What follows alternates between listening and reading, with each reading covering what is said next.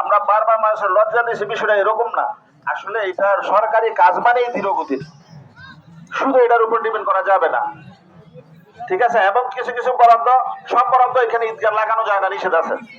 ধর্মীয় প্রতিষ্ঠানের সব বরাদ্দ দেয়া যায় না, নিষিদ্ধ আছে। কারণটা হলো আমার যতটুকু সাধ্য, যেমন ওই ওইখানটা একটা বরাদ্দ আসে না, তারপর কিন্তু করে ফেলছি ওই যে একটা রাস্তা, ঠিক আছে?